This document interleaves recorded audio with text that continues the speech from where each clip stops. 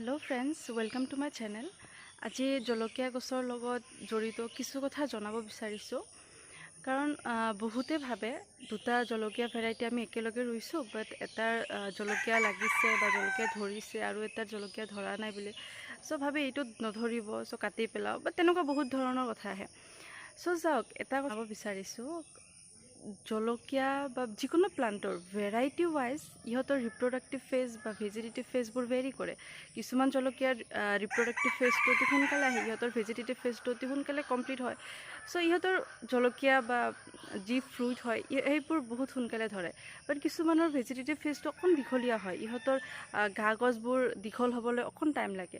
So' it doesn't মিন কি আপোনাৰ জলকীয়া গছজোপাত জলকীয়া নধৰিব বা বেলেগ প্লান্টৰ কথাও কৈ আছোঁ মই, কাৰণ ইহঁতৰ ভেজিটেটিভ ফেজ আৰু ৰিপ্ৰডাক্টিভ ফেজ ৱাইজ বস্তুবোৰ ভেৰি কৰে।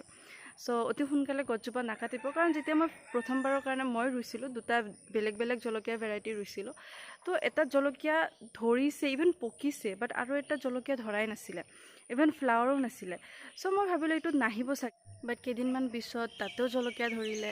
চ' দেন আই থট কি নাই, চবৰে ফেজবোৰ ভেৰি কৰে, কাৰণ স্পেচিছ ছেম বা জেনেৰা ছেম এনেকুৱা ভাবিব পাৰে যে জেনেৰা ছেম হয় বা স্পেচিছো ছেম হয়, ভেৰাইটিটো বেলেগ হ'লেনো কি হ'ব পাৰে ছেম টাইমতে আহিব লাগিব, বাট তেনেকুৱা নহয়। চ' মই দেখুৱাম যোনটো মই আজি দেখুৱাব বিচাৰিছোঁ সেইটোৰ কাগজবোৰো বহুত দীঘল হয়। চ' ইহঁতৰ ভেজিটেটিভ ফেজটো কমপ্লিট কৰিবলৈ নিশ্চয় অকণমান টাইম লাগিব। এইটো ভেৰাইটিৰ চাইণ্টিফিক নেমটো হ'ল কেপচিকাম এনাম, আৰু কেপচিকাম ফ্ৰুটিচেন্স আৰু এটা ভেৰাইটি আছে দেখিবলৈ প্ৰায় একেই হয়, আৰু অসমীয়াত আমি ইয়াক জলকীয়া বুলি কওঁ। ইয়াৰ বহুতো নাম আছে, লাইক বাৰ্ছ আই চিলি, মিৰ্চি। এইটো জলকীয়া চাওক তলফালে লগা আৰু এইটো আপৱাৰ্ড মোশ্যনত আছে। চ' ভেৰাইটি বহুত ধৰণৰ থাকিব পাৰে। যেতিয়া মই ৰুইছিলোঁ মই ছইলটো লাইক 30% কম্প'ষ্ট আৰু বাকীখিনি নৰ্মেল ছইলে আছিলে, কাৰণ মই মাটিত ৰুইছোঁ। কাৰণ মাটিত ৰুলে কি হয়, ৰুটছবোৰ ফ্ৰী থাকে আৰু ই নিজে ইয়াৰ এৰিয়াৰ পৰা নিজে নিউট্ৰিয়েণ্টছ ল'ব পাৰে। বাট যদি আপুনি পটত লগাব বিচাৰিছে তেতিয়াহ'লে ছইল কম্প'জিশ্যনটো 60% কম্প'ষ্ট আৰু 40% নৰ্মেল ছইল ল'ব।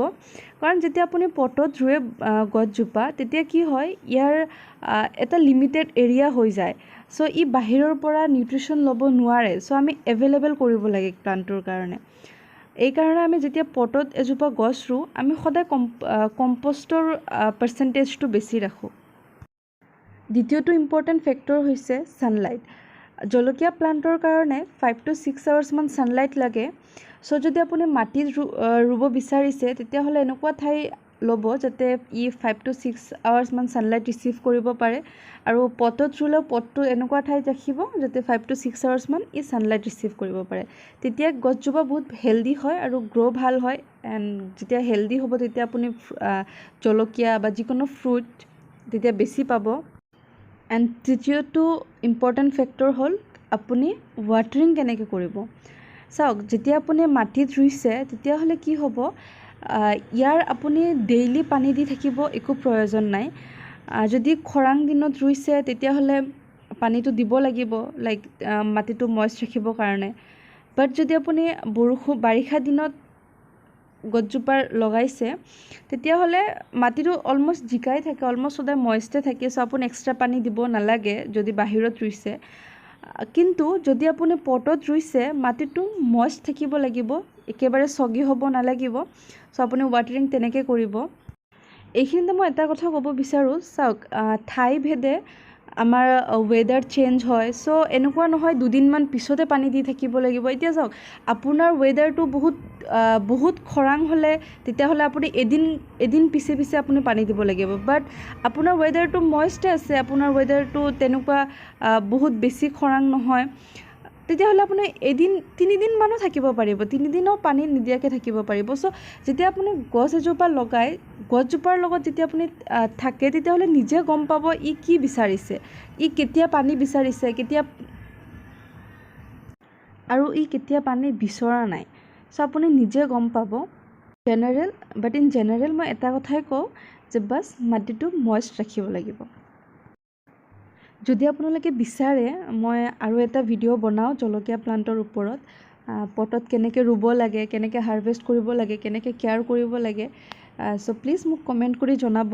মই আৰু এটা ভিডিঅ' আপলোড কৰিব চেষ্টা কৰিম। একচুৱেলি মই এইবাৰ মাটিত ৰুইছোঁ কাৰণে মই পটত ৰোৱা নাই। যদি আপোনালোকে বিচাৰে মই আৰু এটা ভিডিঅ' আপলোড কৰি দিম ষ্টাৰ্টিঙৰ পৰা শেষলৈ। চ' প্লিজ কমেণ্ট কৰি জনাব। আৰু মোৰ ভিডিঅ'বোৰ ভাল লাগিলে লাইক কৰিব, কমেণ্ট কৰিব, শ্বেয়াৰ কৰিব এণ্ড ছাবস্ক্ৰাইব কৰিব যদি এতিয়ালৈ কৰা নাই চেনেলটো ছাবস্ক্ৰাইব।